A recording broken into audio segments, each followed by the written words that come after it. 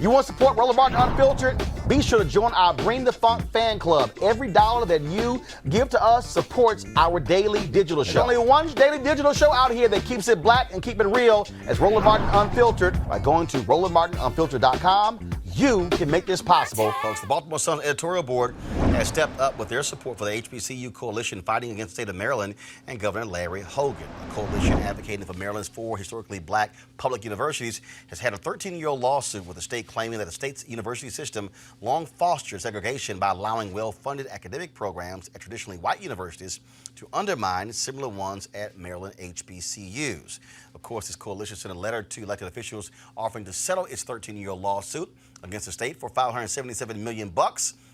But Governor Larry Hogan last week made a final offer of $200 million over 10 years to settle it. The Baltimore Sun released an op-ed slamming Hogan for his response to the request, saying, quote, Mr. Hogan's no room for negotiation offer comes across as little more than an attempt to get rid of what has become an irritation rather than a solid effort to truly redress the damage of the past. Now, if the parties can't reach an agreement, the case's future lies with the Federal Appeals Court. Jason, Pete Buttigieg, I believe, is the first. I haven't seen these other campaigns, but I mean, he might be the first one to actually speak on this. Go to my iPad, please.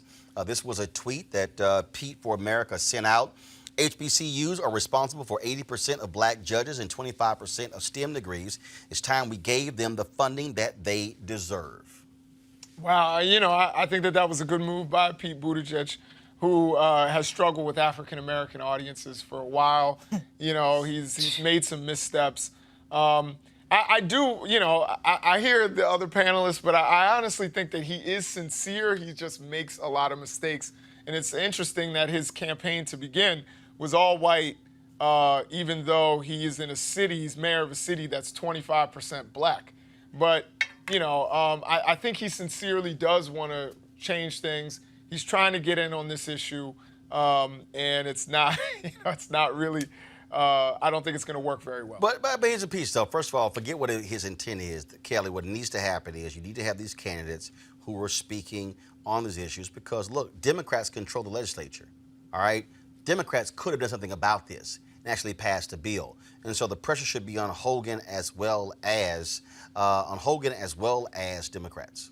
Absolutely. I am a proud alum of Bowie State University. We're the first HBCU in the state of Maryland, the oldest. So I have, you know, invested interest in this case. And I was actually at a couple of the hearings for it when it was actually in the middle of trial.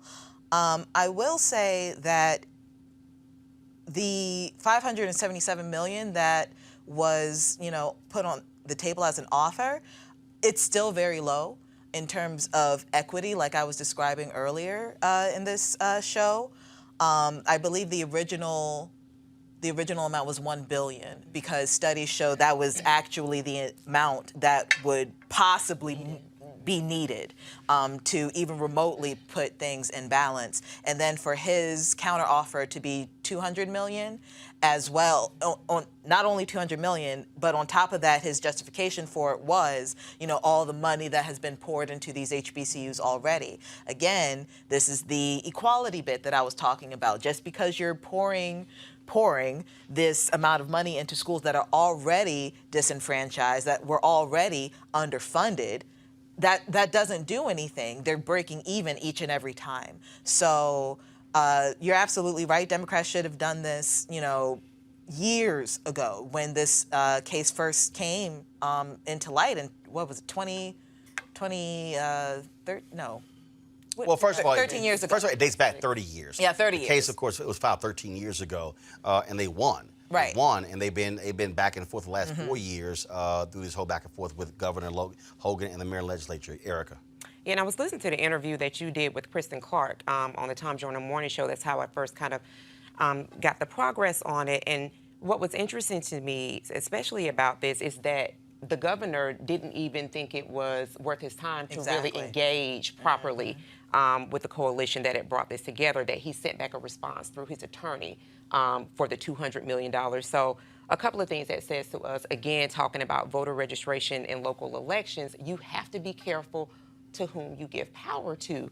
He is a Republican governor, And not saying that it is because of his that he's a Republican, he doesn't care about HBCUs, but we have got to coalesce in such a way that it's not just a Pete Buttigieg who's not doing well in his hometown. I don't know if he's still polling above 0% with African Americans in South Bend, but it should be incumbent upon those people, but for us to put the pressure on them, because these are institutions where enrollment has gone up since this regime has come in place, where not only our kids feel safe, but you have faculty and people who feed their children and families at HBCUs. And even Joe Biden, he represented Delaware for the longest time, because that's where he's from. Delaware has an HBCU, and we've heard nothing from Biden. Right. You know, there are plenty of representatives in Congress, the Senate, even local politicians who still have a high national profile.